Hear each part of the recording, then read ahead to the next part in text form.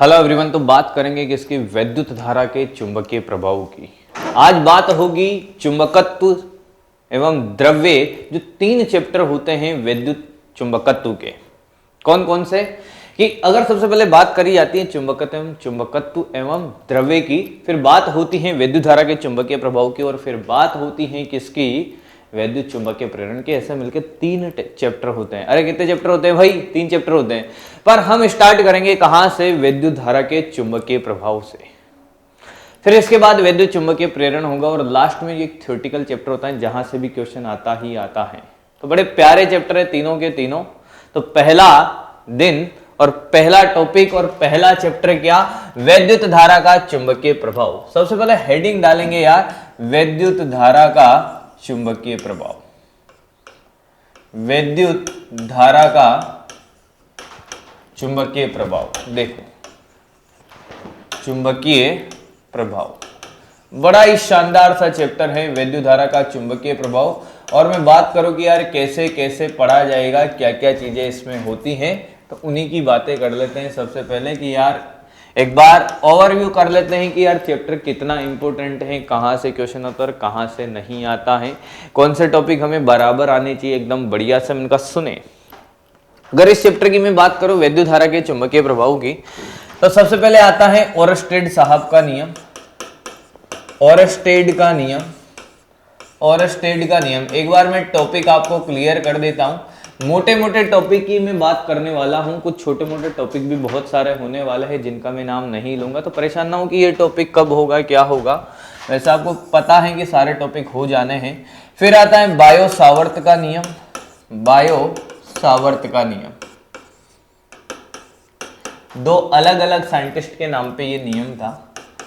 अच्छा, मैं बात करता हूँ सबसे इंपॉर्टेंस इसकी क्या है कि यार यहाँ से क्वेश्चन आने की प्रोबेबिलिटी बढ़िया है। बायो सावर्त के नियम से क्वेश्चन आते हैं, और आपको ऐसा लगेगा कि हमने एक डेरिवेशन पढ़ा था स्थिर वैद्युतिकी के अंदर। कौन सा? मैंने कहा आवेशित तार के कारण वैद्युत क्षेत्र, यहाँ पे होगा धारावाही तार के कारण चुंबकीय क्षेत्र। और मैंने बोला था सेम डेरिवेशन होगा और आपको लगे कि हाँ वैसी ही बातें हैं। फिर आएगा एम्पियर साहब का नियम, एम्पियर का नियम, ठीक है।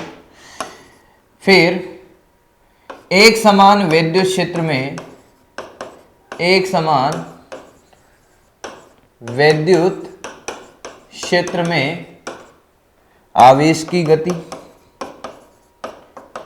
आवेश की गति। फिर वैद्युत क्षेत्र या चुंबकीय क्षेत्र? सर मैंने कहा हाँ यार, बार बार वैद्युत क्षेत्र का नाम याद आ जाता है। चुंबकीय क्षेत्र में, ठीक है, चुंबकीय क्षेत्र में आवेश की गति, ठीक है भाई, आवेश की गति। फिर आएगा धारावाही तार पर, धारावाही तार पर एक समान चुंबकीय क्षेत्र में बल। यहां लिख लेते हैं अगला टॉपिक, धारावाही तार पर, धारावाही तार पर एक समान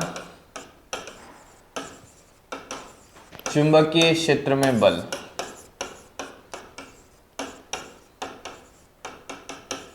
धारावाही तार पर एक समान चुंबकीय क्षेत्र में बल। और फिर आएगा क्या?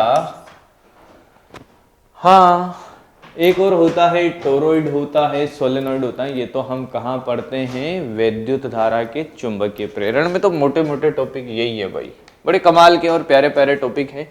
चुंबकीय क्षेत्र में बल के बाद गैल्वेनोमीटर भी इसी में पढ़ाया जाता है, गैल्वेनोमीटर। तो ये कहानी है भाई किसकी? ये कहानी है वैद्युत धारा के चुंबकीय प्रभाव की। सर क्वेश्चन कहाँ से पूछे जाते हैं? मैंने कहा क्वेश्चन पूछे जाने की प्रोबेबिलिटी ये है, यहाँ पर और यहाँ पर। एम्पियर साहब का नियम भी इंपॉर्टेंट है, ऐसी बात नहीं है ना, पर क्वेश्चन पूछे जाने की प्रोबेबिलिटी यहाँ से और यहाँ से है। अब ऐसा नहीं बायो सावर्त का नियम पूछेगा, उनका नहीं, इसके अनुप्रयोग में किस टाइप के क्वेश्चन पूछे जाते हैं, बहुत सारी चीजें कराने वाला हूँ। तो बिल्कुल सीट बेल्ट बांध के तैयार हो जाओ। अब स्टार्ट करते हैं क्या? वैद्युत धारा का चुंबकीय प्रभाव। क्या? वैद्युत धारा का चुंबकीय प्रभाव। देखो, सबसे पहले बात होगी ओरस्टेड के नियम की। ओरस्टेड साहब ने क्या नियम दिया? ओरस्टेड एक छोटे मोटे साइंटिस्ट थे कि नहीं थे ये बताओ सर। ओरस्टेड का नियम, मैंने कहा ओरस्टेड साहब क्या साइंटिस्ट नहीं थे, पक्का नहीं थे, वो एक लैब में लैब असिस्टेंट का काम करते थे। ये क्या काम करते थे? लैब असिस्टेंट का काम करते थे। इन्होंने क्या देखा कि जब किसी चालक तार में धारा प्रवाहित होती तो उसके नीचे रखी हुई चुंबकीय सुई विक्षेपित होती है, और ये तभी होती है जब धारा प्रवाहित होती है, बिना धारा के प्रवाह पर ये नहीं होती है। अगर किसी तार में धारा प्रवाहित कर दो तो उसके नीचे रखी चुंबकीय सुई क्या होने लग जाती थी? विक्षेपित, हिलने डुलने लग जाती थी। इस बात ने इनको बहुत परेशान किया। तो इन्होंने देखा कि यार अब हम कुछ सीख ही लेते हैं। तो इन्होंने कहा कि यार देखो कि एक तार है, ऐसा क्या है भाई? एक तार है, ठीक है, लाओ भाई तार लेकर आते हैं अपन। अब मैंने कहा देखो, इन्होंने कहा कि एक तार है, उसको परिपथ से जोड़ दो आप। मैंने कहा ठीक है, ये जोड़ दिया परिपथ से, तो एक कुंजी लगा दो ऐसे और एक चुंबकीय सुई लगाओ ऐसे, ये रखी हुई है। यहाँ पे धारा का मान 0 है, धारा का मान क्या है? 0 है, तो कोई विक्षेप नहीं है। अगर धारा 0 थी तो इन्होंने क्या देखा कि यार विक्षेप भी 0 है। धारा 0 है तो इन्होंने क्या देखा? विक्षेप भी 0 है। बहुत बढ़िया, धारा शून्य होने पे विक्षेप 0 मिल रहा है, इससे बढ़िया बात क्या हो सकती है? क्या कहते हो यार? मैंने कहा धारा शून्य है, विक्षेप शून्य है, ठीक है, अब क्या बात होगी फिर उन्होंने कहा कि धारा प्रवाहित करते हैं, धारा प्रवाहित करते हैं, ठीक है भाई, धारा प्रवाहित कर लो। जैसे इन्होंने धारा प्रवाहित करी, I is not equal to 0, धारा शून्य नहीं है तो विक्षेप देखते हैं कि ये विक्षेप भी शून्य नहीं है। ये जो चुंबकीय सुई है ये हिलने डुलने लग जाती हैं भाई साहब, ये हिलने डुलने लग जाती है, ऐसे ऐसे करने लग जाती है धारा बहते ही। इन्होंने कहा कि यार कुछ तो है भाई बात, धारा प्रवाहित होने की वजह से कुछ कुछ होता है। क्या होता है? कुछ कुछ होता है। किसके चारों तरफ? इस तार के चारों तरफ कुछ कुछ होता है, जिसके कारण ये किस पे बल लगा रहा है? चुंबकीय सुई पर। मैग्नेटिक कंपास देखा है ना? हाँ, धारा प्रवाहित होने की वजह से ये तार के चुंबकीय सुई पे बल लगाता है। और आपको ये जानकर आश्चर्य तो नहीं होना चाहिए कि एक चुंबक को सिर्फ चुंबक ही प्रतिकर्षित कर सकते हैं। आकर्षण की बात नहीं कर रहा हूं, प्रतिकर्षण की बात कर रहा हूं। एक चुंबक को संसार में, इस दुनिया के अंदर सिर्फ चुंबक ही प्रतिकर्षित कर सकता है, और दुनिया की कोई चीज नहीं बनी जो इस पे बल लगा दे, प्रतिकर्षण बल। आकर्षण तो लोहा भी लगाता है, तो एक चुंबक को चुंबकीय क्षेत्र ही प्रतिकर्षित कर सकता है। तो उन्होंने क्या कहा कि यार बात यह है कि जब धारा प्रवाहित करते हैं तो होता क्या है कि इस तार के चारों तरफ एक क्षेत्र बनता है, और इस क्षेत्र को क्या बोला इन्होंने? चुंबकीय क्षेत्र। चुंबकीय क्षेत्र, बस इसी की कहानी अपन सीखने वाले हैं। देखो स्टेप बाय स्टेप सीखना आपको, ये चैप्टर टिप्स पे हो जाएगा। पहली कहानी क्या है कि यार किसी भी चैप्टर को कैसे याद रखते हैं, आपको पता होना चाहिए कि यार चैप्टर की शुरुआत कैसे हुई। मैंने कहा ऐसे हुई। ओरस्टेड साहब आए, उन्होंने कहा कि जब किसी चालक तार में धारा प्रवाहित करी जाती है तो उसके कारण उसके चारों तरफ एक क्षेत्र बनता है जिसको बोलते हैं चुंबकीय क्षेत्र, और धारा के इस प्रभाव को बोलते हैं वैद्युत धारा का चुंबकीय प्रभाव। क्योंकि वैद्युत धारा की वजह से ये चुंबकीय क्षेत्र आया है। किसकी वजह से आया है?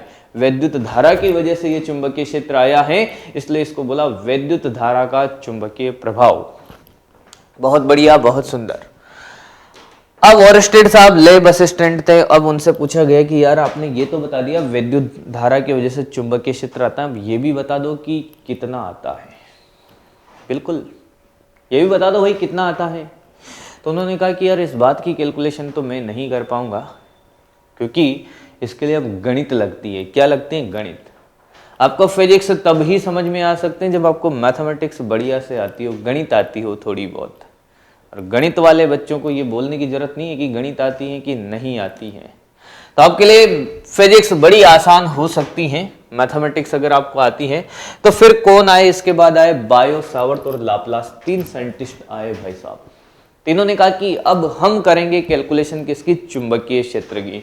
कि जब किसी चालक तार में धारा प्रवाहित की जाती है तो उसके चारों तरफ कितना चुंबकीय क्षेत्र बनता है, इस बात की कैलकुलेशन उन्होंने करी।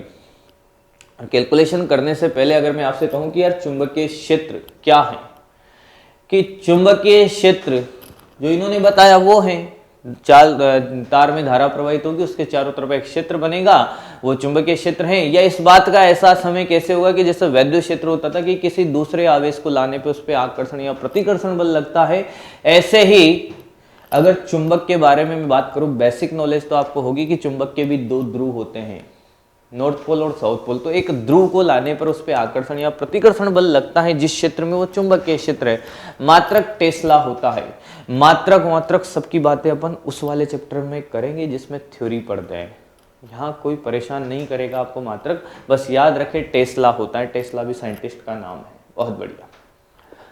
पर एक बात है कि यार क्षेत्र है तो ये सदिश राशि है। मैंने कहा हाँ बिल्कुल सदिश राशि, और इसकी दिशा बल की दिशा में होती है। ये तो थ्योरेटिकल नॉलेज है कि बल की दिशा में होती है। जैसे आवेशों में किया था ना, प्रतिकर्षण बल लगता था, तो वैद्युत क्षेत्र भी कहां होगा, वैद्युत क्षेत्र कहां होगा, बल की दिशा में होगा। यहां ऐसा नहीं होता। अगर आपको ऐसा लगता है कि चुंबकीय क्षेत्र की दिशा भी क्या सर बल की दिशा में होती है, मैंने कहा वहां होती थी, यहां नहीं होती। वहां वैद्युत क्षेत्र की दिशा बल की दिशा में होती थी, यहां होती नहीं है। यहां अलग नियम बनाया गया है। सर ये भी तो सदिश राशि, मैंने कहा है, वो भी सदिश राशि था वैद्युत क्षेत्र, पर इसमें जो बल की दिशा होती हैं और चुंबकीय क्षेत्र की दिशा होती है, वो दोनों अलग अलग होती हैं। तो सबसे पहले हम चुंबकीय क्षेत्र की दिशा ज्ञात करने के नियम सीखेंगे। सर हाँ सीखे थे, कहां पर, 9th या 10th के अंदर। एक दाहिने हाथ का फ्लेमिंग का नियम होता था, एक स्क्रू का नियम होता था। मैंने कहा कुछ भी रटने की जरूरत नहीं है, एक नियम सिखाया जाएगा और उस नियम से सारी कहानी हो जाएगी। क्या सारी कहानी? आपको इस बात का एहसास होना चाहिए कि अगर आपका क्वेश्चन अटकेगा, आपका क्वेश्चन अगर अटकेगा तो अटकेगा दिशा की वजह से। किसकी वजह से? दिशा की वजह से। दिशा का बहुत इंपॉर्टेंट रोल है और आपको इस बात को एकदम दिमाग में सेट कर लेना है कि जब भी सदिश राशि की बात होगी, परिमाण हमेशा धनात्मक है। हम नेगेटिव पॉजिटिव से परेशान नहीं होंगे। एक बच्चा जीवन भर इस बात से परेशान है कि फिजिक्स में कहीं पर नेगेटिव चिन्ह ले लेते हैं और कहीं पर नहीं लेते हैं, भले वो ऋणात्मक हो। तो उसको इस बात का एहसास होना चाहिए कि भाई सदिश है कि अदिश है। पहले ये तो सोच लो कि सदिश राशि है कि अदिश राशि है। उसके बाद आपको ये देखना है कि अगर सदिश है तो सिर्फ परिमाण की बात हो रही है और ऋणात्मक चिन्ह से मुझे लेना देना नहीं है। और अपनी पूरी फिजिक्स में आपको चिन्ह निकालना पहले सिखा दिया जाएगा, यानी कि दिशा निकालना पहले सिखा दिया जाएगा। तो पहले बात होगी दिशा की। किसकी? दिशा की। दिशा की बातें होगी। वो वाली दिशा नहीं है भैया, ये दिशा है, दिशा, डायरेक्शन की बात हो रही है। अच्छा, दिशा के लिए भी कैसी बात होगी? मैंने कहा सदिश पढ़ा है। हाँ, सदिश में आपने सदिश गुणनफल पढ़ा होगा। पढ़ा है क्या? वही कहानी है पूरी, सदिश गुणनफल। जी सर, सदिश गुणनफल। अरे ये बड़ी कमाल की बातें हैं भाई। ए क्रॉस बी, सर ये होता था ए बी साइन थीटा, और साथ में सर ऐसे कोई इकाई सदिश से गुणा करते थे, पर हमें बात आज तक समझ नहीं आई। मैंने कहा मेरी बात सुनना, आज तुम्हें हर चीज समझ आएगी। क्या कि ए क्रॉस बी बराबर ए बी साइन थीटा कहां से आया? ये तो आपने रट्टा भी मार रखा होगा। जब सदिश पढ़ाया जाता है तो ये भी बताया जाता है कि ए क्रॉस बी बराबर ए बी साइन थीटा कहां से आता है। एक्चुअली ये दो लंबवत सदिशों का गुणनफल होता है। क्या होता है? लंबवत सदिशों का गुणनफल होता है। तो अगर ए और बी दो सदिश हैं जिनके बीच में थीटा है, तो किसी का भी एक घटक निकालोगे तो या तो बी साइन थीटा लिखोगे या ए साइन थीटा लिखोगे, जो ए के भी लंबवत हैं, है ना? है कि नहीं? अरे भाई मैं क्या कहना चाह रहा हूं, अगर आपको सूत्र से भी परेशानी है कि कहां से है तो वो भी बता दूंगा, चिंता ना करें। हर चीज सिखाई जाएगी, सीखने के लिए तैयार रहे। क्या मेरी बात समझ आ रही है? पक्का? जैसे आपने बी का घटक निकाला तो ये बी साइन थीटा होगा ना बेटा। तो लंबवत सदिशों का गुणनफल है, तो लंबवत तो ये ए है और बी साइन थीटा, इसलिए ए बी साइन थीटा। अब आप कहते हैं कि सर ए का घटक निकालो, तो मैंने कहा ए का निकाल ले, ए साइन थीटा कर ले। तो लंबवत तो ये और यही हुआ ना, तब भी तो ए बी साइन थीटा आया। हाँ, तो मुझे नहीं लगता इसमें कोई तकलीफ होनी चाहिए किसी को ए बी साइन थीटा में। अब सर सदिश गुणनफल तब किया जाता है जब दो सदिशों को गुणा करने पे सदिश राशि प्राप्त होती है, तो उसकी तो दिशा भी होगी। हाँ, तो परिमाण की बात तो ये हो गई सर कि ए बी साइन थीटा बराबर क्या? ए क्रॉस बी का परिमाण, ए क्रॉस बी बराबर क्या, ए बी साइन थीटा। हाँ, दिशा क्या करेंगे, मैंने कहा ये जो एनकेप लिखा है ना आपने इधर साइड में, हाँ सर, मैंने कहा यही दिशा है, ये दिशा के लिए ही है। दिशा का मतलब है इकाई सदिश, जीवन में समझ लेना है, दिशा का मतलब क्या है, इकाई सदिश। हाँ कि ना, हाँ सर। और ये इकाई सदिश ने जो 3 सदिश होते थे, आई कैप, जे कैप, के कैप, हमेशा आई कैप, जे कैप, के कैप ही होगा ऐसा कोई जरूरी नहीं है। इकाई सदिश के लिए कुछ भी हो सकता है, आर कैप हो सकता है, टी कैप हो सकता है, पी कैप हो सकता है। इकाई सदिश का मतलब है दिशा को निरूपित करने वाला। किसको निरूपित करने वाला, दिशा को। इसका काम ही दिशा को बताना है, क्योंकि परिमाण इसका 1 होता है। इकाई सदिश का परिमाण क्या होता है, 1 होता है, और 1 से गुणा या भाग कर दो, कोई फर्क नहीं पड़ता परिमाण में। वो अलग बात है कि एक्स वाई जेड दिशा के लिए 3 इकाई सदिश फिक्स कर दिए, पर कभी कभी दिल में ख्याल आया कि एक्स वाई जेड नहीं होती तो फिर कुछ और होती, और कुछ और होती तो फिर इकाई सदिश भी तो बदलेगा भाई। हाँ, तो कुछ भी ले सकते हो, ऐसे नहीं रटना है कि आई कैप, जे कैप, के कैप से हमारी जिंदगी निकल जाएगी, नहीं निकलेगी भाई। वो तो 3 ही है, दिशा तो बहुत सारी हो सकती है, कुछ भी स्वइच्छिक, आर्बिट्री डायरेक्शन जिसको बोलते हैं, अपनी दिशा, अपनी दिशा, ये अपनी दिशा ही है, ठीक है। तो अपनी दिशा हम खुद बनाते हैं, और उसको फिर हम कुछ भी नाम दे सकते हैं। अगर एक्स वाई जेड ना हो तो अपनी दिशा कौन बनाएंगे, हम बनाएंगे, और अपनी दिशा को हम नाम देंगे। अब बात करते हैं अपनी दिशा को निकालते कैसे हैं। तो सुने, 11th में आपको एक नियम सिखाया होगा, पहले उस नियम की बात करता हूं। जैसे ये ए वेक्टर है और ये बी वेक्टर है, 11th वाले की बात करता हूं पहले, कि यार ये था और हमसे कहा कि ए क्रॉस बी निकालो। क्या निकालो, ए क्रॉस बी की सिर्फ दिशा निकालनी है दोस्त। अरे क्या निकालनी है, दिशा।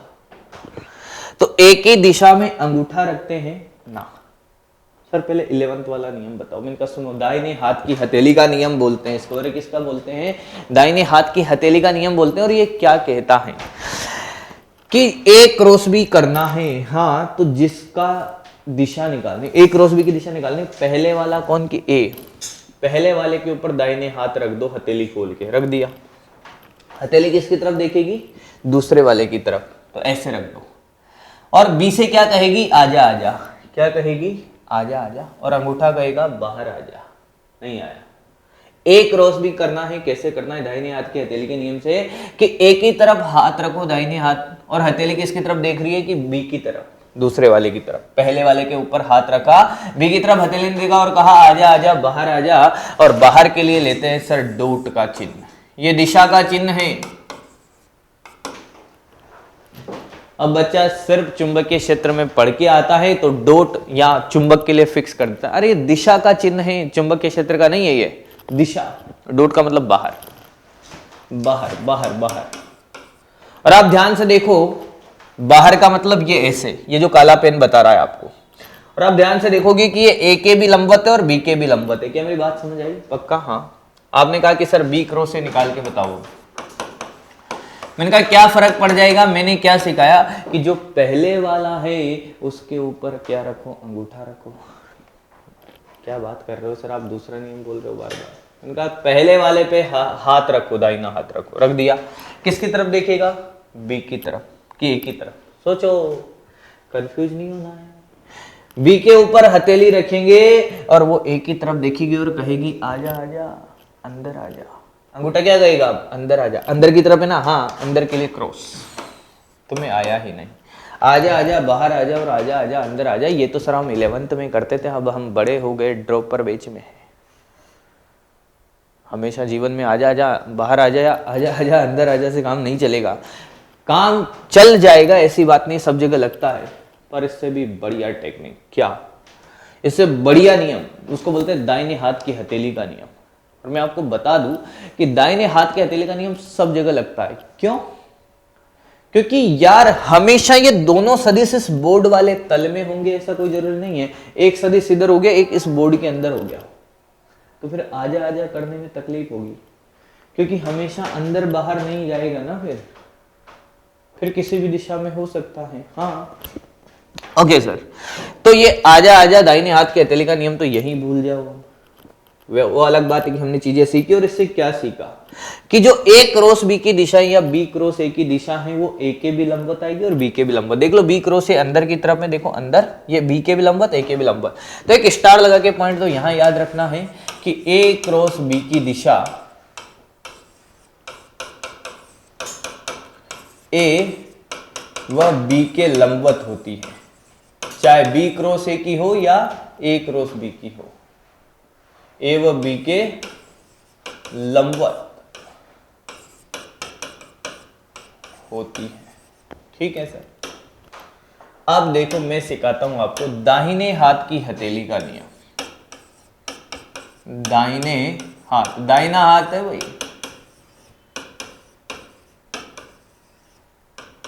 हथेली का नियम।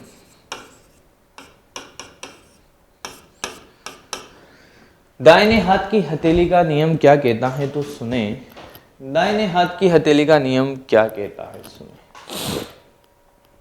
मैंने कहा एक बात बताइए, हथेली का नियम है, हाँ, तो अब सुने ये क्या कहता है कि एक क्रॉस भी करना है, जो पहले वाला है उसकी दिशा में अंगूठा रखो, सिंपल एकदम, एक ही दिशा में अंगूठा दाहिने हाथ का रखा, बी की तरफ उंगलियां फैलाओ, हथेली कहां दिख रही है, बाहर, बाहर, सिंपल।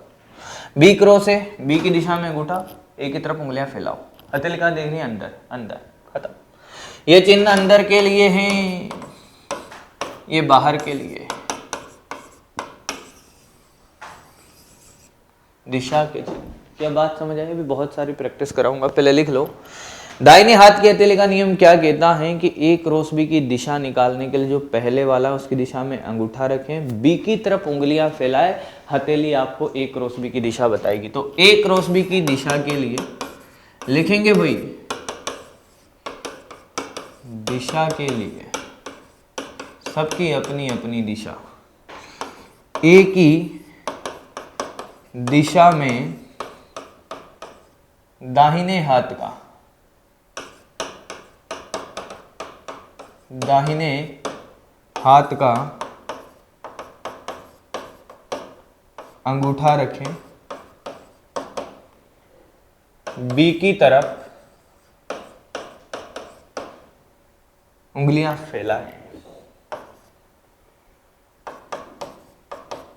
उंगलियां फैलाएं,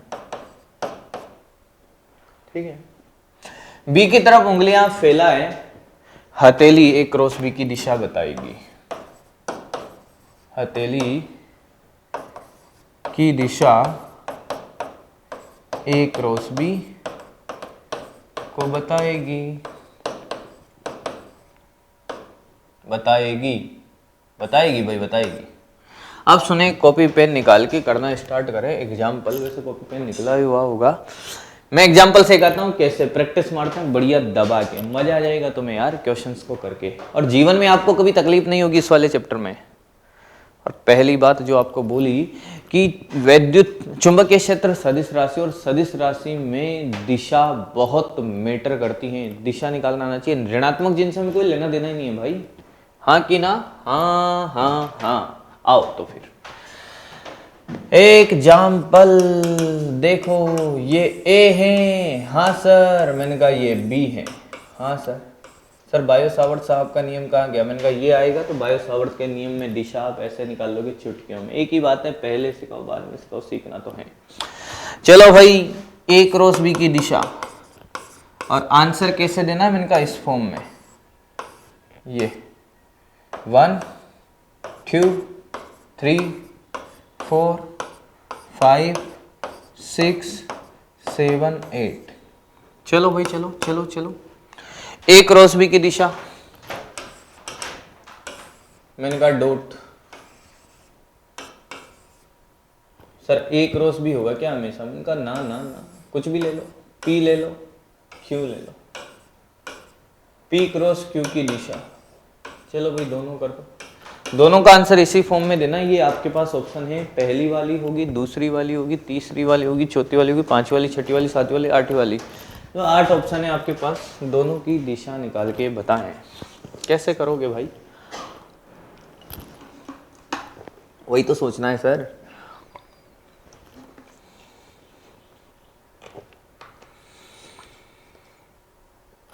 किया देखो सुने, ए क्रॉस बी, सर ने क्या बोला, ए क्रॉस बी की दिशा, ए कौन, ये रहा, इसकी दिशा, ये क्रॉस का मतलब क्या है, इनका अंदर है, तो ए की दिशा में अंगूठा, हाँ, बी की तरफ उंगलियां फैलाओ, ये रहा, इधर देख रहा है, हाँ। अब बच्चे के दिल में ख्याल आता है कि ये तो बात पता चल गई कि यार इधर होगी सर, पर ये बताओ सर जब दिशा व्यक्त करेंगे तो वो मैं ऐसे, ऐसे या ऐसे, पहला दूसरा तीसरा, पहले तो यही ऑप्शन बता दो, यहां पे व्यक्त करता था।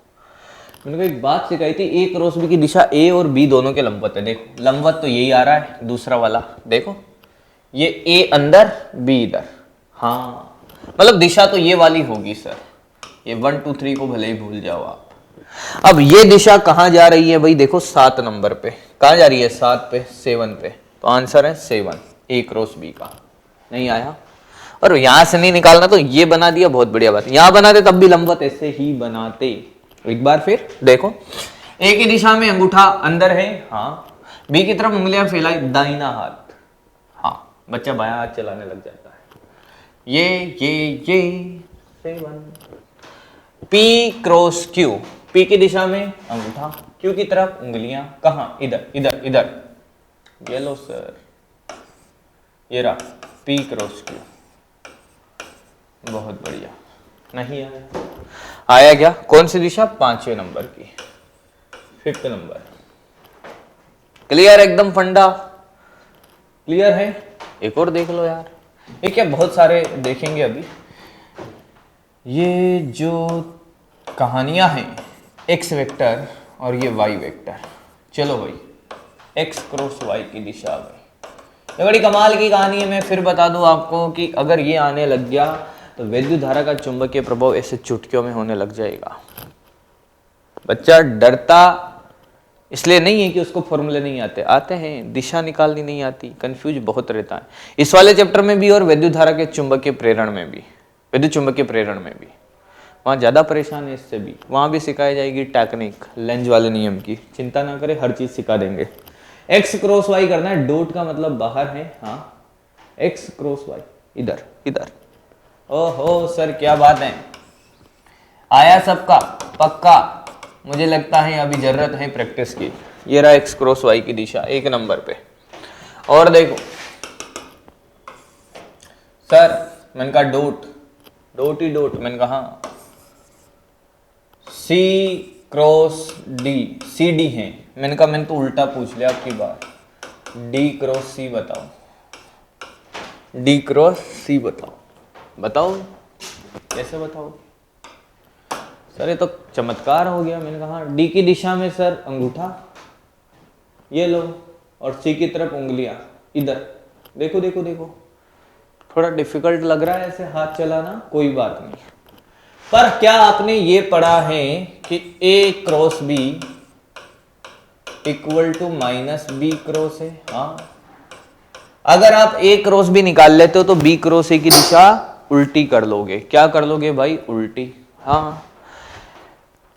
तो यहां कैसे अप्लाई करें, मैंने कहा जो डॉट या क्रॉस की दिशा होती है उसकी दिशा में अंगूठा रखना बड़ा आसान होता है, तो अगर आप सी की दिशा में अंगूठा रखते हो तो आपको सी क्रॉस डी निकालना पड़ेगा। तो मैंने कहा क्या फर्क पड़ गया, पहले सी क्रॉस डी निकाल लो, उसके उल्टी दिशा में डी क्रॉस सी बना देना, तो देखो सी क्रॉस डी नीचे इधर, हाँ, तो डी क्रॉस सी ये हो गया, ये लो, आया पक्का, सिंपल यार एकदम। लो भाई एक और कर लो,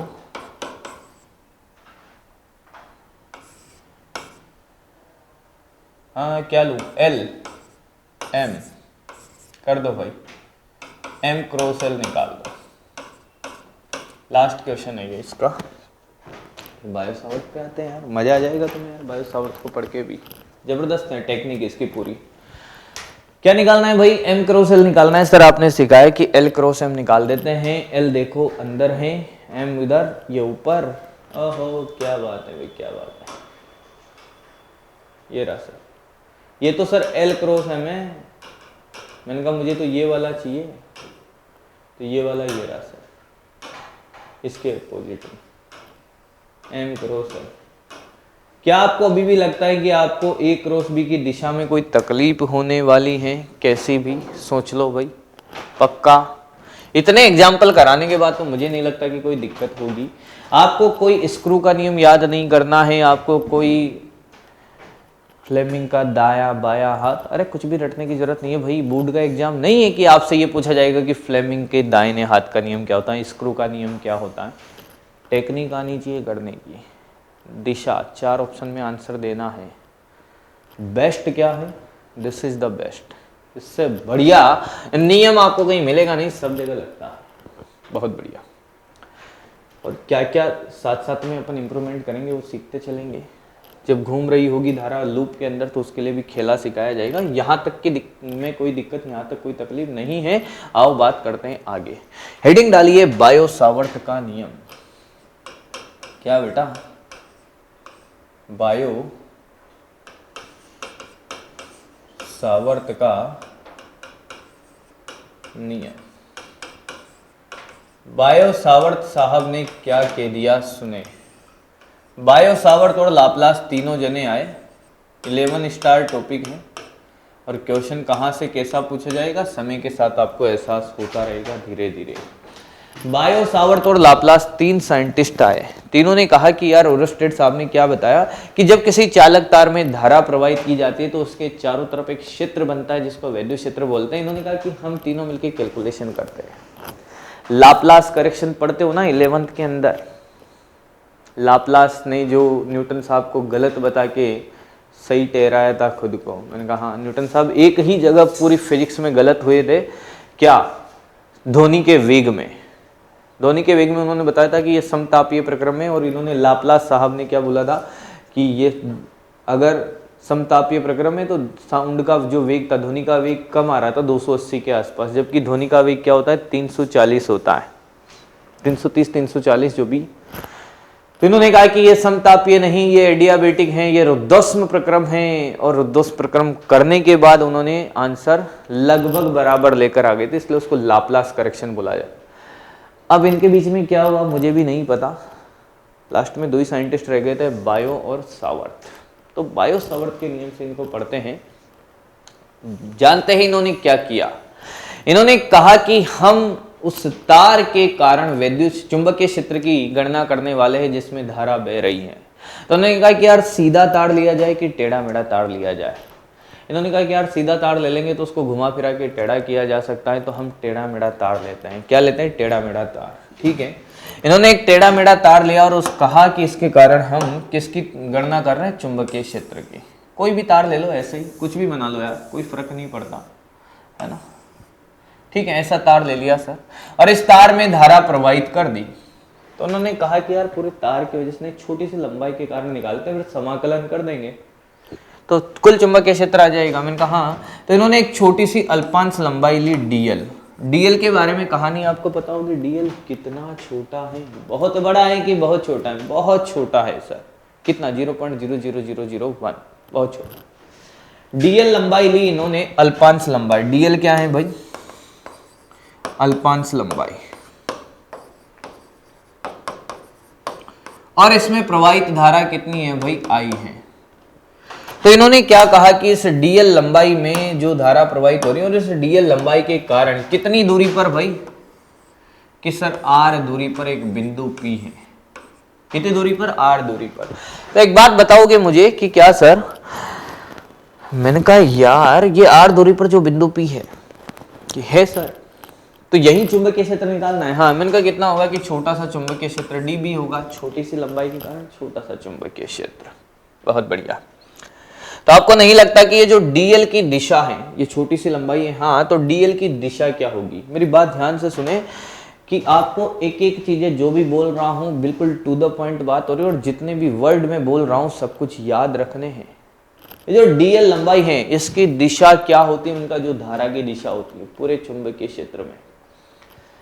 एल की दिशा, धारा की दिशा, डीएल की दिशा, धारा की दिशा, डीएल की दिशा, धारा की दिशा, यानी कि डीएल की दिशा ये रही।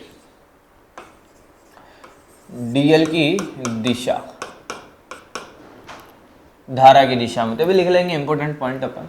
तो इन्होंने देखा कि यार इन दोनों के बीच में थीटा कोण है। किसके बीच में?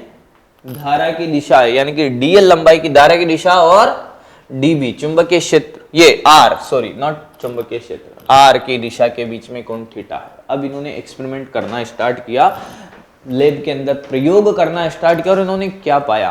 देखो पहली बात, जैसे ये वर्ड आता है ना नियम, नियम का मतलब ये हमें इस बात का एहसास होना चाहिए क्योंकि हम साइंस वाले हैं कि किसकी तरफ से आए हो, कि साइंस वालों की तरफ से। साइंस वालों को इस बात का एहसास होना चाहिए कि जब नियम की बात होती है मतलब याद ही रखना है।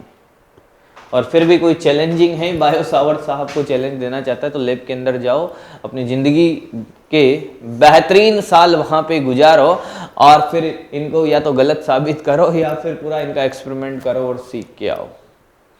मेरे कहने का मतलब ये है कि भैया जब भी बात होगी किसकी? नियम की, तो समझ जाना नियम है, याद करना है या फिर जिसको बोलते हो रटना है, हाँ पर समझ के रटना है। क्या? समझ के। इन्होंने क्या कहा कि जो अल्पांश चुंबकीय क्षेत्र हैं ये किसके समानुपाती होता है? कि अल्पांश चुंबकीय क्षेत्र प्रवाहित धारा के इस अल्पांश लंबाई के, हाँ, या फिर इन्होंने कहा कि यार थीटा बढ़ाने पे चुंबकीय क्षेत्र का मान बढ़ा पर 0 से 90 तक फिर घटा, यानी कि साइन थीटा के। गणित वाले बच्चे हैं, जानते होंगे मेरी बात को, ठीक है सर। फिर क्या बात होगी? और इन्होंने एक और बात बोली कि दूरी के वर्ग के व्युत्क्रमानुपाती होता है, जैसे गुरुत्वाकर्षण बल का वर्ग के व्युत्क्रमानुपाती भी होता है दूरी के। सबको मिला के इन्होंने लिखा तो दोस्त ये पाया कि तेरे जैसा कोई नहीं। नियतांक आ गया के I D L sine theta upon r square. बहुत बढ़िया, बहुत सुंदर, बहुत मजा आया। और इन्होंने कहा कि यार ये जो के का मान है ये होता है म्यू नॉट अपॉन 4 पाई। ये देखा देखा तुम्हें नहीं लग रहा है क्या? अरे सर के का मान हमने वहां भी पढ़ा था कूलम साहब के नियम में, वहां पे के होता था 1/4 पाई एप्सिलॉन नॉट, ये म्यू नॉट है। मैंने कहा है तो वैसा ही कि हाँ सर। म्यू नॉट क्या है? मैंने कहा म्यू नॉट वहां क्या था? चुंबकशीलता थी, यहाँ सॉरी वहां वैद्युतशीलता थी, यहाँ चुंबकशीलता है। बड़ा मिक्स हो जाता है जब इस चैप्टर को पढ़ाते तो उसके नाम आते हैं जुबा पे, जुबा केसरी नहीं है, जुबा पे स्थिर वैद्युतिकी के नाम है। लो भाई, तो सुने मेरी बात, अगर कोई आपसे कहे कि म्यू नॉट क्या है? म्यू नॉट है बेटा चुंबकशीलता। म्यू नॉट क्या है? चुंबकशीलता है। म्यू नॉट का मान बेटा 4 पाई इंटू 10⁻⁻7 होता है। मात्रक की अगर कोई बात कर ले, पहले फॉर्मूला तो पूरा कर लो यार। Mu naught upon 4 pi r square I D L sine theta. पहला इंपॉर्टेंट फॉर्मूला आपका होने वाला है जो लगभग नहीं 11 स्टार है। बहुत सारे फॉर्मूले हम यहां सीखते हैं पर हमें इस बात का एहसास होना चाहिए कि कब कौन सा फॉर्मूला लगाना है। ये फॉर्मूला आपको लगाना है जब भी परिमाण निकालना होगा डीएल लंबाई के कारण, तब यही फॉर्मूला लगाओगे। ये फॉर्मूला परिमाण के लिए। किसके लिए मेरे बच्चा? परिमाण की जब भी बातें होगी यही लगाओगे। अब बात करेंगे यार मात्रक क्या होगा इसका म्यू नॉट का, तो ये तो टकला यानी कि टेस्ला मीटर स्क्वायर है ना, और ये एम्पियर और ये मीटर, यानी कि इसका मात्रक हो गया सर टेस्ला मीटर हो गया अपॉन एम्पियर। किसका? म्यू नॉट का मात्रक। हाँ सर, कौन सी बड़ी बात है इसमें? मैंने कहा हाँ यार बड़ी बात तो बिल्कुल भी नहीं है, किसी में भी नहीं है बड़ी बात। क्या मेरी बात समझ आ रही है आपको कि अगर चुंबकीय क्षेत्र के बारे में बात होगी तो क्या चुंबकीय क्षेत्र का फॉर्मूला आपको समझ आया है? बायो सावर्त का नियम आपको समझ आया है? बड़ी सिंपल सी बातें हैं। Mu naught ideal sine theta upon 4 pi r square. एक अच्छे बच्चे को ये भी पता होना चाहिए कि मुझे क्या याद रखना है, मुझे क्या याद रखना है। मैंने कहा ये याद रखना है mu naught ideal sine theta upon 4 pi r square. Simple सी बात है, ठीक है सर। अब इसमें यह भी याद रखना है कि थीटा किसके बीच का कोण है। मैंने कहा थीटा डीएल और आर की दिशा के बीच का कोण है। थीटा डीएल व आर की दिशा के बीच का कोण है। थीटा डीएल व आर की दिशा के बीच का कोण है। दिशा के बीच का कोण है। कोण है, थीटा डीएल व आर की दिशा के बीच का कोण है। मैंने कहा हाँ, थीटा डीएल व आर की दिशा के बीच का कोण है। और कुछ सीखने लायक चीजें? मैंने कहा सीखने लायक बहुत सारी बची हैं यार, अभी तो सदिश रूप के बारे में बात होगी तब कहानी समझ आएगी आपको। हाँ, यहाँ तक किसी को कोई दिक्कत नहीं है। अब सुने, जब ये सारी कहानी हमें समझ आई कि यार ये डीएल है, हाँ, और ये आर वेक्टर है, मैंने कहा हाँ, और ये डीबी है, हाँ, और ये कोण थीटा है सर, मैंने कहा हाँ ये थीटा है। तो एक बात बताओ, सदिश रूप कैसे लिखेंगे? मैंने कहा देख बेटा, सदिश रूप के बारे में बातें ऐसे होने वाली हैं। सदिश रूप के बारे में बातें ऐसे होगी। सदिश रूप, सदिश रूप के बारे में बातें कैसे होगी? मैंने कहा सदिश रूप के बारे में बातें ऐसे होगी कि जो डीबी की बातें हैं, डीबी वेक्टर, मैंने कहा mu naught I DL sine theta upon 4 pi r square, ये तो परिमाण हो गया। और मैंने कहा इकाई सदिश से गुणा करते हैं, तो सर इकाई सदिश कौन सा? ना आई है, ना जे है, ना के है। मैंने कहा ये रहा, आर कैप से गुणा कर दे बेटा। किससे गुणा कर दे? आर कैप से। आर कैप क्या है सर? मैंने कहा इकाई सदिश है, इतना भी नहीं जानता क्या? जानता हूं सर। जब आगे बात हुई तो क्या, आगे भी बात कर ही लेते हैं sir. Mu naught I DL r sine theta upon 4 pi r cube. ये डीएल आर साइन थीटा देखा देखा लग रहा है क्या? मैंने कहा हाँ, ए क्रॉस बी बराबर ए बी साइन थीटा। तो सर डीबी वेक्टर आ गया अपने पास mu naught I DL cross R. अब ध्यान से सुनना, अपॉन 4 पाई आर क्यूब।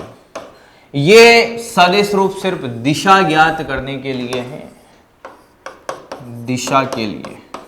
परिमाण में इसका कभी यूज नहीं होगा, दिशा के लिए।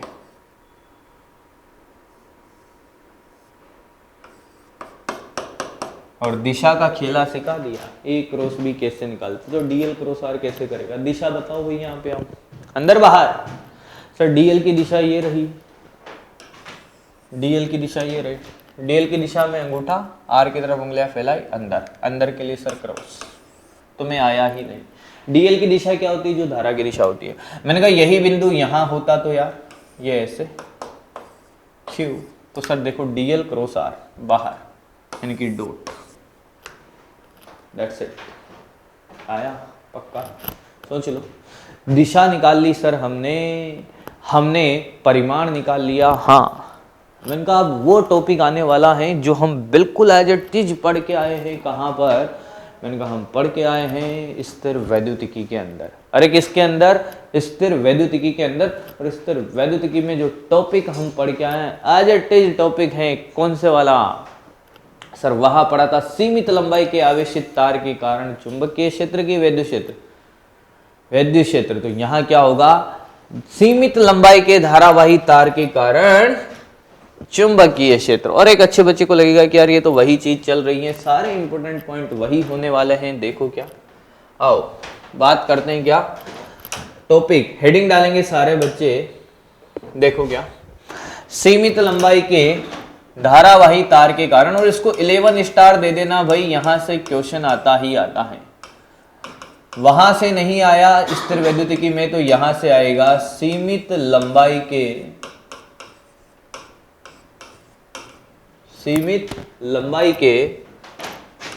धारावाही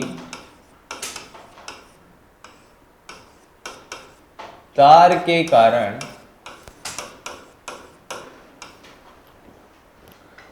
चुंबकीय क्षेत्र।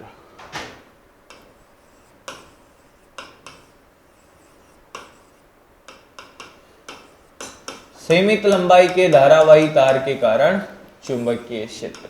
सुने, सीमित लंबाई के धारावाही तार के कारण चुंबकीय क्षेत्र करना है अपन को सर अनंत लंबाई का। मैंने कहा उसी के तो केस होते थे सारे। आओ करते हैं स्टार्ट। देखो देखो देखो देखो देखो, तार बनाता है सीमित लंबाई का। हाँ सर, लो तो भाई ये रहा तार। देखो भाई ये एक तार है कि हाँ सर तार तो है ये। मैंने कहा तार है तो और कहानी बढ़ाते हैं आगे। फिर मैंने कहा इस तार में ऐसे धारा प्रवाहित हो रही है, ये ए सिरा और ये बी सिरा सर, ठीक है। और मैंने कहा यहाँ से कितनी दूरी पर, डी दूरी पर एक बिंदु है P। तो इस बिंदु P पे अपन को क्या निकालना है, चुंबकीय क्षेत्र निकालना है जो D दूरी पर है भाई। कितनी दूरी पर है, D दूरी पर है। अच्छा ये बिंदु क्या है अपना, A है, और ये बिंदु क्या है अपना, B है। ये बिंदु A और ये बिंदु क्या है, B है।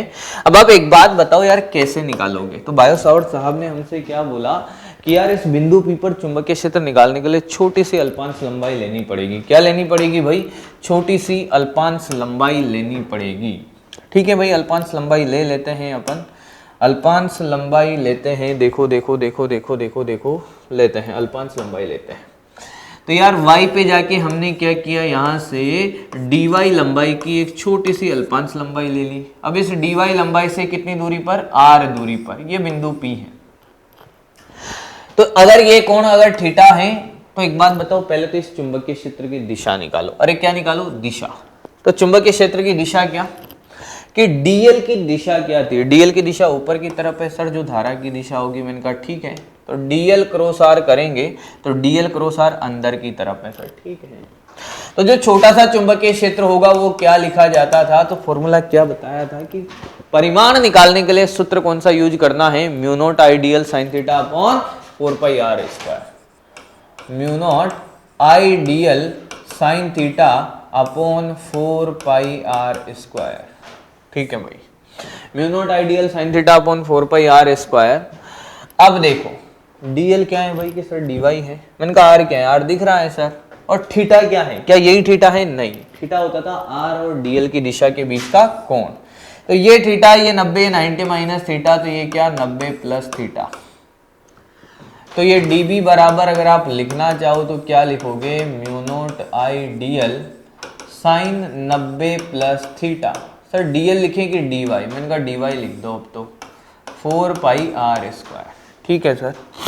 अब सर dy कहाँ से लाए, r कहाँ से लाए, तो मैंने कहा ये समकोण त्रिभुज देख रहे हो, देख रहे हो ये, कि हाँ सर। मैंने कहा ये थीटा, ये y, ये r और ये d। तो बेटा टेन थीटा बताओ सर, y बाई डी। तो मैंने कहा y बराबर d टेन थीटा, y बराबर d टेन थीटा। हाँ, पर मुझे तो dy चाहिए भाई। तो dy क्या हो जाएगा सर, dy बराबर क्या sir, d sec square theta D theta, D sec square theta D theta. ठीक है सर, पर मुझे r भी चाहिए। तो r के लिए मेरा बच्चा क्या करेगा, r के लिए बच्चा करेगा क्या कि r बराबर हो जाएगा आपका क्या, कि कोस थीटा लगा दो सर यहाँ पर।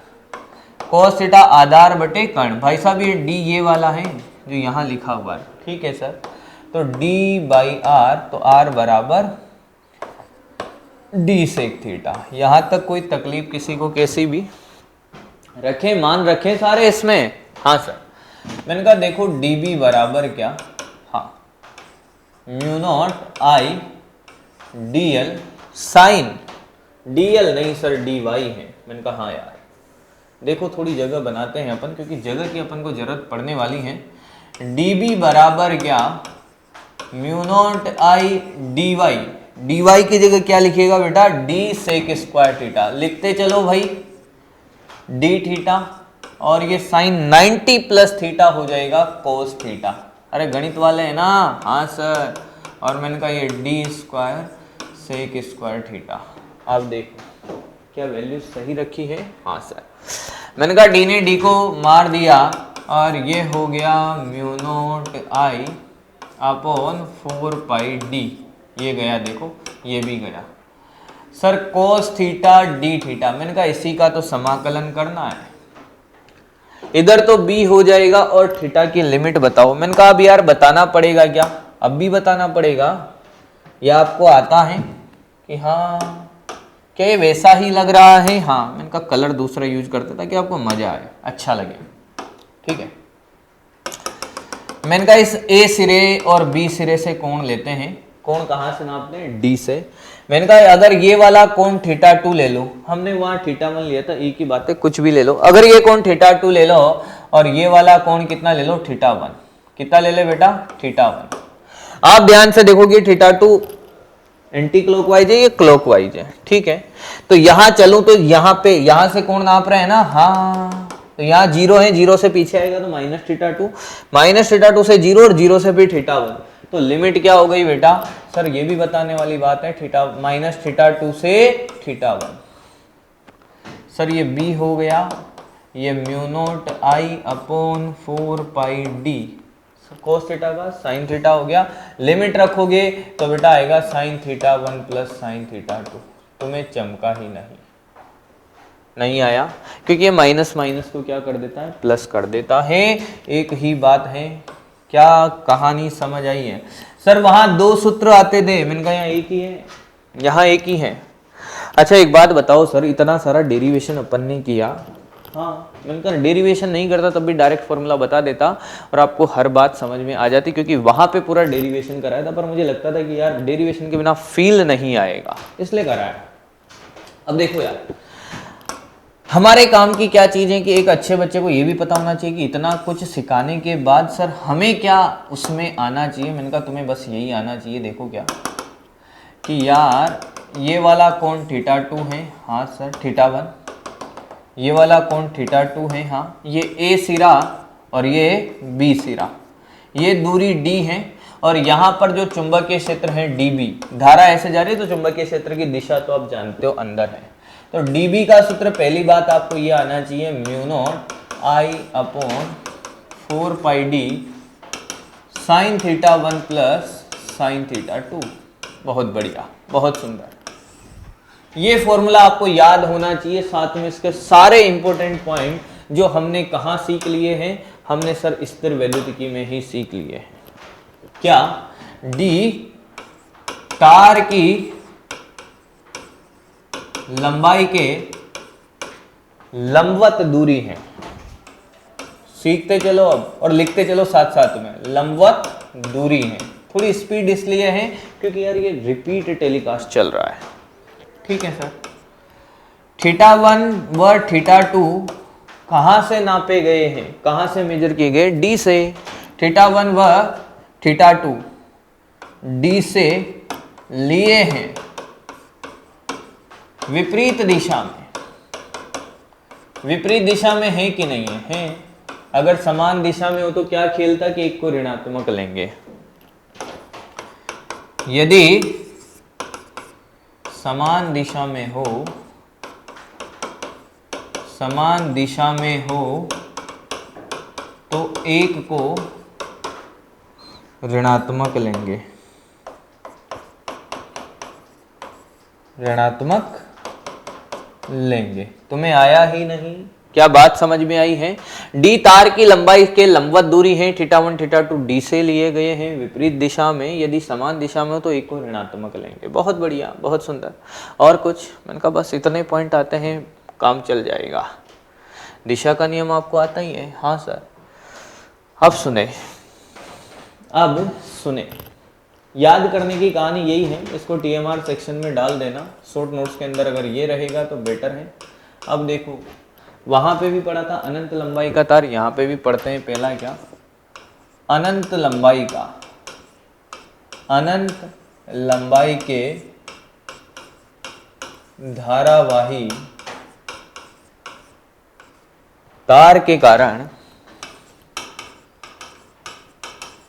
तार के कारण चुंबकीय क्षेत्र, अनंत लंबाई के धारावाही तार के कारण चुंबकीय क्षेत्र की बात करते हैं। अब देखो क्या होगा।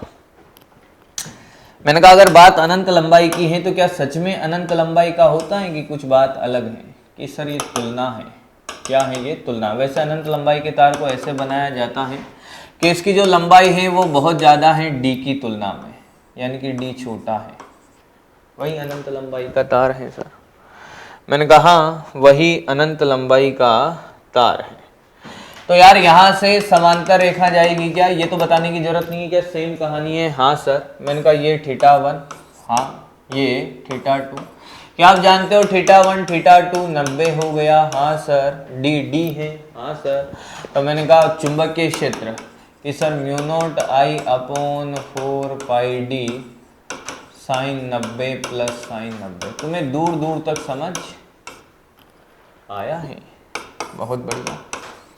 तो mu naught I upon 2 pi D, mu naught I upon 2 pi D. लो भाई हो गया, नहीं आया पक्का सोच लो, आया सर। टीएमआर सेक्शन में डाल देना, अनंत लंबाई के तार के कारण चुंबकीय क्षेत्र होता है mu naught I upon 2 pi D. वहां पे होता था 2k लैम्बडा बाई डी, या mu naught I upon 2 pi D. Okay, अब बात होगी अर्ध अनंत लंबाई तार के कारण। अर्ध अनंत लंबाई के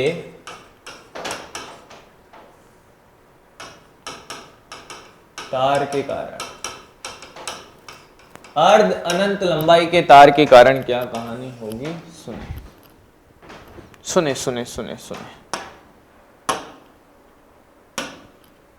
अर्ध अनंत लंबाई के तार के कारण, मैंने कहा अर्ध अनंत लंबाई का क्या मतलब है, मैंने कहा एक सिरा अनंत है और एक सीमित है, ऐसे ये नीचे वाला देखो, और ये वाला ए सिरा और ये बी, यहीं पर है डी दूरी पर बिंदु पी। तो यार एक रेखा इस बिंदु से मिलाओगे 0 डिग्री बनाएगी, एक 90 बनाएगी। क्या मेरी बात समझ आई है, बोलो भाई आई क्या? हाँ, तो ये 90 और ये 0, ओहो थीटा 1 0 है, थीटा 2 90 है। अरे बोलो भाई कितना आया B? Sir mu naught I upon 4 pi D sign 0 plus sign 90। हाँ कितना sir? Mu naught I upon 4 pi D. ये भी याद होना चाहिए, जब क्वेश्चंस बनेंगे तो आपको डायरेक्ट फॉर्मूले याद होने चाहिए। क्या होने चाहिए भाई? डायरेक्ट फॉर्मूले याद होने चाहिए सर। मैंने कहा बहुत बढ़िया। अब सुनो, अब बात ये हो गई सर, मैंने कहा क्या कि यार mu naught I upon 4 pi D, mu naught I upon 2 pi D. मैंने कहा हाँ सर। एक और केस होता था कमाल का, मैंने कहा हाँ यदि ये बड़ा कमाल का है, बिंदु P तार के सिरे के ऊपर है, और आपको लग रहा होगा कि यार ये बहुत लल्लू चीजें हैं, अब हलवा है एकदम, क्योंकि हमने बहुत बेहतरीन तरीके से स्तर वैद्युतिकी के अंदर पढ़ा है। आपको परेशानी आनी नहीं चाहिए, और आती है तो रिपीट टेलीकास्ट है भाई, फिर वापस आप लर्न कर सकते हो इसको। क्या कहते हो यार? हाँ सर। मैंने कहा बिंदु P यहाँ पर है, कितनी दूरी पर? मैंने कहा R दूरी पर। ठीक है, धारा ऐसे जा रही है, ये A सिरा है सर, ये B सिरा है। मैंने कहा हाँ। तो एक बात बताओ, मैंने कहा हाँ बोलो, कि सर ये जो बिंदु P है ना, ये यहाँ से थीटा 1, मैंने कहा हाँ, और B सिरे से थीटा 2 कोण बना रहा है सर। मैंने कहा हाँ। अब कमाल की बात यह है कि जो चुंबकीय क्षेत्र है वो एक ही निकलता है यहाँ पे, तो ना लंबवत का लफड़ा है ना समांतर का है। भाई वैद्युत क्षेत्र में तो 2 घटक थे, लंबवत और समांतर, यहाँ तो एक ही है। पर इस बात का एहसास होना चाहिए यार डी क्या है, क्या डी आर है? नहीं, डी ये है। कैसे निकालते थे कि इसको थोड़ा सा हल्का सा बढ़ा लो, आर का जो क्षैतिज घटक है आर कोस थीटा 1, यही डी होता था सर। सेम कहानी वहां भी हुई थी सर। मैंने कहा आर कोस थीटा 1। अगर थीटा 1 मेरा बच्चा धनात्मक लेता है तो थीटा 2 क्या लेगा? ऋणात्मक लेगा। दूसरा बच्चा पगला गया कि नहीं मैं उल्टा लूंगा, उनका ले क्या फर्क पड़ता है, एक धनात्मक एक ऋणात्मक लेना है, कोई सा भी ले ले, दिशा का खेल तुम जानते हो, और सदिश राशि का परिमाण कभी ऋणात्मक नहीं होता। क्या कहानी क्लियर है? हाँ।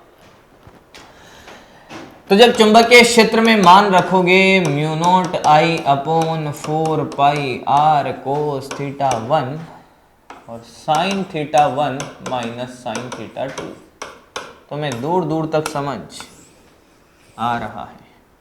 तो एक खेल ये खेल लिया अपन ने। एक और बात होती है यार, यहाँ पर धारावाही तार की अक्ष पर चुंबकीय क्षेत्र। मैंने कहा हाँ यार, 4th केस लिखेगा बच्चा, धारावाही तार की अक्ष पर चुंबकीय क्षेत्र।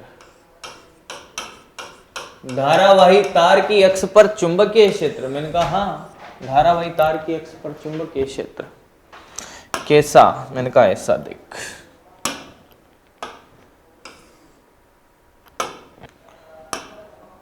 देखो मैंने कहा ऐसे गया आई, ऐसे गया आई, ठीक है सर, और बिंदु यही है इसी की अक्ष में। कितना? 0 लिख दूं क्या? सोच लो, कैसे भी सोच लो भाई। आप चाहो तो वो वाला फॉर्मूला लगा दो भाई, इस वाले सिरे से कहीं से भी ले लो, दूरी r ले लो, ठीक है। हाँ, पहली बात तो लंबवत दूरी होती है, हाँ। दूसरी बात जो थीटा है वो 0 है। थीटा क्या है? 0 है। 0 कैसे है? मैंने कहा r और dl की दिशा समान है, तो आप सिंपल उस वाले फॉर्मूले से भी इस वाले को लगाओगे, म्यू नॉट आई dl साइन थीटा अपॉन 4 पाई r स्क्वायर। तो थीटा 0 है तो b 0 होगा, और वो लगाओगे तब भी एक 0 है, 180 डिग्री है। a से 0 डिग्री बनाएगा तो b से 180 बनाएगा, तो उससे भी 0 आएगा। तो लिख ले तार की अक्ष पर चुंबकीय क्षेत्र शून्य होता है, स्टार लगा के, b अक्ष। बड़ी कमाल की बातें हैं ये। धारावाही तार की अक्ष पर चुंबकीय क्षेत्र क्या होता है? शून्य होता है सर। अरे क्या होता है? शून्य। अच्छा, इतनी सारी बातें होने के बाद अब बात होगी सर लूप के केंद्र पर चुंबकीय क्षेत्र। क्या? धारावाही लूप के केंद्र पर चुंबकीय क्षेत्र। हेडिंग डालेंगे धारावाही, ये कमाल का है भाई, धारावाही लूप के केंद्र पर चुंबकीय क्षेत्र। धारावाही लूप के केंद्र पर चुंबकीय क्षेत्र। सुने, धारावाही लूप के केंद्र पर चुंबकीय क्षेत्र के बारे में जब भी बात होगी तो आपको क्या करना है कि ये बायो सावर्त के नियम का ही एप्लीकेशन है। मैंने कहा हाँ, बायो सावर्त साहब के नियम का ही एप्लीकेशन है, ठीक है। इसमें धारा प्रवाहित हो रही है सर, ऐसा। मैंने कहा हाँ, यहाँ पे बताना है चुंबकीय क्षेत्र। दो बातें हैं भाई, जब भी चुंबकीय क्षेत्र के बारे में बात होगी, मैंने कहा चुंबकीय क्षेत्र के बारे में नहीं, जब भी सदिश राशि के बारे में बात होगी, परिमाण और दिशा दोनों का ज्ञान हमें बहुत अच्छे तरीके से होना चाहिए। परिमाण तो सर बायो सावर्त साहब के नियम को लगाकर हम निकाल लेंगे, दिशा के बारे में खेला कैसे खेला जाएगा। मैंने कहा जब भी लूप के बारे में बात हो तो नियम सीखें पहले। धारा की दिशा में उंगलियां घुमाए, अंगूठा आपको चुंबकीय क्षेत्र की दिशा बताएगा। सिंपल, लिख लो पहले नियम। धारा की दिशा में दाहिने हाथ की, दाहिने हाथ की अंगुलियां घुमाए, अंगूठा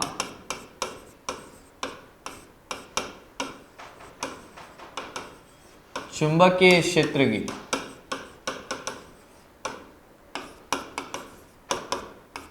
दिशा बताएगा।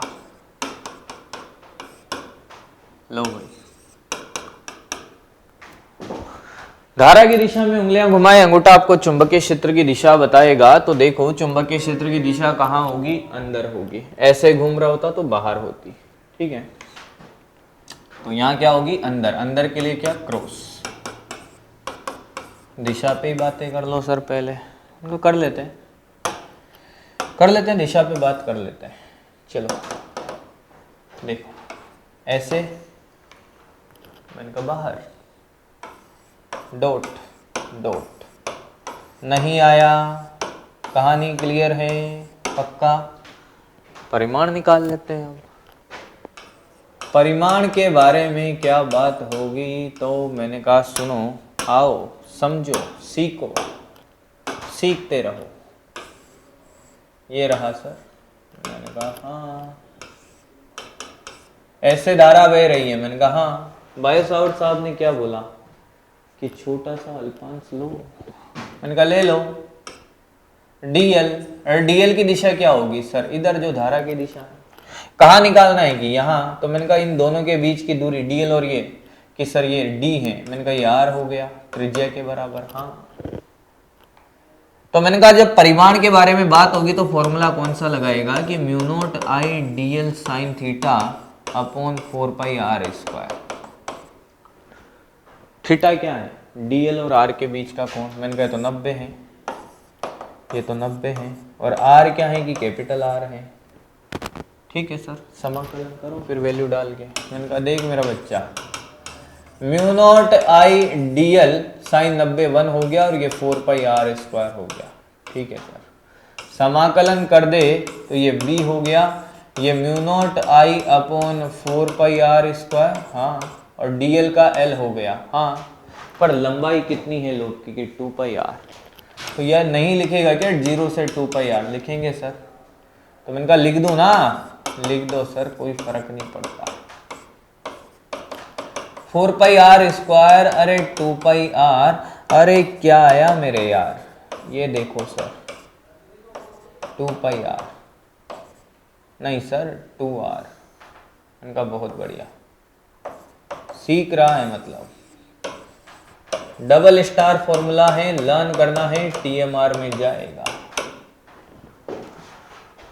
धारावाही लूप के केंद्र पर चुंबकीय क्षेत्र। ठीक है, मैंने कहा आधा लूप होता तो, हाँ सर, आधे लूप के कारण अर्ध लूप के केंद्र पर, सर उसमें कौन सी बड़ी बात हो जाती, इनका बात तो बड़ी नहीं होती, फिर भी देखते हैं बड़ी है कि छोटी है। मैंने कहा यार त्रिज्या धारा आई, सर पूरे के कारण 2r होता है, आधे के कारण आधा कर दो, mu naught I upon 4r। तुम्हें दूर दूर तक नहीं चमका, चमका क्या, हाँ sir, mu naught I upon 4r हो गया सर। मैंने कहा क्या बात है सर, आधा पूरा लूप 10 डिग्री के लिए कैसे निकालोगे। मैंने कहा फिर देखो कमाल की बात सिखाता हूँ, अब 10 हो 20 हो, जीवन में कभी तकलीफ नहीं आएगी आपको, कोई से भी डिग्री का लूप हो, किसी भी थीटा कोण के चाप के लिए बात कर लो सर आप तो, का r और ये थीटा, यहाँ पर जो चुंबकीय क्षेत्र लिखेगा वो लिखेगा बेटा mu naught I upon 4πr into theta, बस। मैंने कहा हाँ, और ये थीटा किस में है, रेडियन में। अब मैंने कहा लगा के सिखाऊं, हाँ यहाँ लगा, मैंने कहा कितना है रे थीटा, सर 180 है। मैंने कहा लगा फॉर्मूला, 180 तो क्या बोलते हैं सर, पाई। मैंने कहा पाई से पाई गया, 4r आ गया, हाँ कितना है कि सर 2π है। मैंने कहा लगा formula, mu naught I upon 4πr into 2π। मैंने कहा आया क्या, आया क्या, आया सर। मैंने कहा बस ये है आपका 11 स्टार लूप के लिए, सब जगह स्टार बना देगा आपको। तो तार के कारण भी आपको समझ आया, लूप के कारण भी आपको समझ आया कि केंद्र पर चुंबकीय क्षेत्र कैसे निकालते हैं। अब क्वेश्चंस होंगे किसके, दोनों को मिक्स करके, किसको करके, दोनों को मिक्स करके क्वेश्चन पूछे जाते हैं, लूप के लिए भी और तार के लिए भी। देखो बड़े कमाल के क्वेश्चन हैं, डरने की जरूरत तो बिल्कुल नहीं है। देखो क्या आसान क्वेश्चन से स्टार्ट करता हूं पहले। अगर प्रैक्टिस सेशन में अपन बात करें कि बड़ा ही कमाल का और प्यारा क्वेश्चन पूछा जाए, तो एक क्वेश्चन ये वाला यार, जो मैंने वहां भी कराया था शायद, विद्युत क्षेत्र के अंदर भी। मैंने कहा धारा ऐसे बह रही है, हाँ सर। मैंने कहा ये ए सिरा है और ये बी है, अर्ध अनंत लंबाई का तार है। यहां से ए दूरी पर ये रहा बिंदु पी, ये कोण ले लो भाई 37 डिग्री। चुंबकीय क्षेत्र बताओ। समझ गए होंगे कि यार ये तो आसान है, करो भाई करो। कैसे करोगे सर, चुंबकीय क्षेत्र ही तो बताना है। मैंने कहा हाँ चुंबकीय क्षेत्र ही बताना है, पर क्या आपको नहीं लगता कि ये वैसा ही क्वेश्चन है, बिल्कुल सेम टू सेम है सर। पहले लंबाई के बारे में बात करें तो डी लंबवत दूरी होती है, तो ये डी है, ये 37, ये 90, ये 53, तो ये 37 था सर। मैंने कहा हाँ यार समझ गया मेरा बच्चा। तो सर ये दूरी ये है ए, हाँ, और मैंने कहा ये डी हो जाएगी ना, हाँ। तो d बराबर क्या होगा, a cos 37 तुम्हें नहीं आया। A 4/5 चमका पक्का? हाँ सर। और मैंने कहा कोण कि सर ये और एक ये समांतर। सर दोनों समान दिशा में, एक 37 एक 90 है। मैंने कहा θ1 अगर 37 लेता है, θ2 -90 लेगा, और उल्टा भी ले लेगा, धनात्मक ऋणात्मक, तो कोई फर्क पड़ेगा नहीं यार। हाँ सर, क्योंकि दिशा जानता है, अंदर ही होगी। हाँ सर। लिख भाई। सर μ0I/4π, हाँ डी का मान, डी का मान है sir 4π5a sin 37 minus sign 90। मैंने माइनस को बाहर ले लिया भाई पहले ही। हाँ सर आ गया भाई, 5 ऊपर, हाँ अपॉन कितना 16πa। साइन 37 की वैल्यू 3/5 -1। अब एक बच्चे ने अगर इसको 90 को आगे और उसको माइनस लिखा होगा तो 1 - 3/5 आएगा। माइनस सिर्फ दिशा बताता है, परिमाण हमेशा धनात्मक लेना है। चिंता की कोई बात नहीं, सारी कहानी आपको आती है। ये आ गया सर, कर लोगे। क्वेश्चन लिख लेना, पी पर विद्युत क्षेत्र। जानते हो यार, अब तो समझते हो कि अब क्वेश्चन क्या हम खुद लिख लेते हैं सर। विद्युत क्षेत्र नहीं सर, चुंबकीय क्षेत्र। अरे क्या चुंबकीय क्षेत्र? क्या मेरी बात समझ आई है? पक्का सोच लो भाई। क्लियर? अब देखो दोनों को बढ़ते हैं क्वेश्चन की इसी सीरीज में। अगला क्वेश्चन क्या? क्वेश्चन नंबर 2 मिक्स कराया जाए एक। हाँ सर। मैंने कहा देखो यार, देखो देखो देखो देखो देखो, ये फिर ये और फिर ये। सर ये भी अनंत हैं। मैंने कहा हाँ अनंत हैं। ये दूरी r ले लो यार, यहाँ से I, यहाँ से भी I और यहाँ से भी I। ठीक है, ये I। हाँ, बिंदु P पे चुंबकीय क्षेत्र निकालो भाई। सर अर्ध अनंत लंबाई के तार के कारण चुंबकीय क्षेत्र होता है μ0I/4πd। डी की जगह क्या है? आर है। बस हो गया।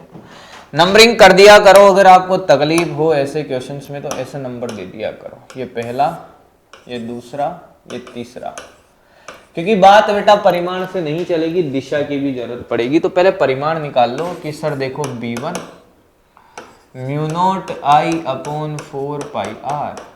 दिशा कहाँ होगी? मैंने कहा ये और ये, दाहिने हाथ का नियम। dl क्रॉस r, अंदर, अंदर के लिए क्रॉस, इसके लिए भी अंदर है। B2 की दिशा पर B2 होगा μ0I/, अर्ध लूप के लिए 4r। देखो काम आ रहा है अंदर की तरफ। और इसके लिए 0 होगा सर, क्योंकि अक्ष पे है।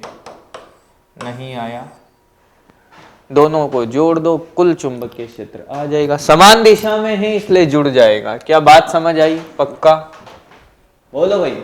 आया? अरे वाह।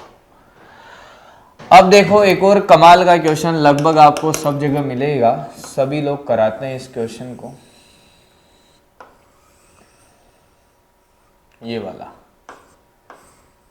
ये दूरी r है और ये दूरी 2r है। मैंने कहा बिंदु P पर I, बिंदु P पर चुंबकीय क्षेत्र, P पर चुंबकीय क्षेत्र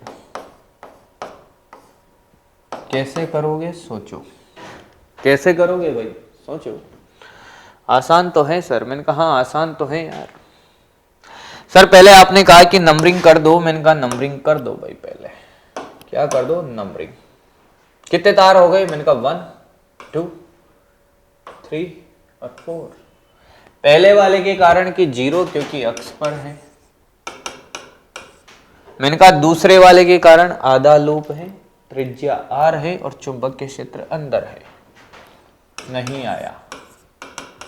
μ0I/4r, हाँ सर अंदर की तरफ। B3 0 है, हाँ सर। और B4 B4 क्या है कि B4 आधा लूप चुंबकीय क्षेत्र बाहर और mu naught I upon 8R क्यों लिखा भाई, त्रिज्या 2R है, 4 इंटू 2, बहुत बढ़िया, बाहर है सर, डॉट जुड़ेगा घटेगा घटेगा, तो sir B1 B2 minus B4 करे कि B4 माइनस B2, मैंने कहा कम में ज्यादा में से कम को घटा दो, और अगर आपने उल्टा किया आंसर ऋणात्मक आ जाएगा, कोई फर्क नहीं पड़ेगा भाई, ज्यादा कौन है कि B2 है और कम कौन है B4 है, तो दिशा तो अंदर की तरफ ही आएगी, तो B2 माइनस B4 कर दो, B नेट आया सर B2 माइनस B4, कर लोगे यार पक्का, सोच लो, आया। अब देखो जेई वालों ने एक और क्वेश्चन पूछा बड़े कमाल के, अब आपको ऐसा लग रहा है यार ये तो क्वेश्चन बड़े हलवा है, आसान है, क्यों, क्योंकि हमने वैद्युत क्षेत्र के अंदर इतने कमाल के क्वेश्चन और सारे कॉन्सेप्ट सीख लिए, तो मैंने बोला था रिपीट टेलीकास्ट चलेगा और आप ऐसे चुटकियों में कर लोगे ऐसे क्वेश्चंस को, क्या कहानी क्लियर है पक्का। अब देखो एक और देखो बढ़िया आसान सा और जबरदस्त क्वेश्चन जेई वालों ने पूछा, जेई वालों ने, तो सुने कैसे पूछा उन्होंने, उनकी भी बात रखते हैं भाई, जेई वालों ने कैसे पूछा यार। हाँ मैंने कहा उन्होंने पूछा ऐसे ही था, पर उन्होंने कहा कि हम एक्सेस से पूछेंगे क्वेश्चन, अब कैसे पूछेंगे, एक्सेस से, देखो कैसे, उन्होंने कहा कि यार बातें कुछ ऐसी हैं, बातें कुछ ऐसी हैं, देखो उन्होंने कहा कि यार देखो ये ऐसे तार हैं एक, हाँ फिर एक तार ऐसे ले लो, मैंने कहा ठीक है, और ओहो ओहो बस बहुत बढ़िया, मैंने कहा ऐसे धारा गई आई, ऐसे गई आई और ऐसे भी गई आई, और यहाँ पे बिंदु P D दूरी पर, इस D दूरी पर चुंबकीय क्षेत्र बताना है, ये x अक्ष है, ये y है और ये z है, बिंदु P पर चुंबकीय क्षेत्र। अब आप मानोगे नहीं कि क्वेश्चन आसान था पर सदिश रूप पूछ लिया, अरे क्या पूछ लिया, सदिश रूप, ठीक है, क्या लिखा है, जेड एक्सिस लिखा है ना ये, तो हाँ जेड है भाई, तो बिंदु P पर, बिंदु P पर चुंबकीय क्षेत्र का, चुंबकीय क्षेत्र का सदिश रूप, चलो भाई कर, कैसे निकालोगे, सुने सर, मैंने कहा बोलो सर नंबरिंग कर दें, मैंने कहा हाँ करो भाई नंबरिंग करो, पहला दूसरा और तीसरा, पहला दूसरा तीसरा, पहले क्या करें हम दिशा निकालते हैं, पहले वाला भाई ये दोनों तार ऐसे हैं, ऐसे सीधे, जेड अक्ष बाहर की तरफ है, मतलब ऐसे जा रहे हैं, तो ये रहा अपना पहले वाला तार, सुने ये, हाँ तो इसकी दिशा में अंगूठा रखो, सुने सुने सुने सुने, इसकी दिशा में अंगूठा रखो, डी की तरफ उंगलियां फैलाओ, चुंबकीय क्षेत्र नीचे, और नीचे वाली दिशा माइनस वाई है, इनकी माइनस जे केप, अनंत है, मैंने कहा अर्ध अनंत ही तो है ये, तो B1 आया sir mu not I upon 4 pi D minus का जे केप, तुम्हें दूर दूर तक समझ आया।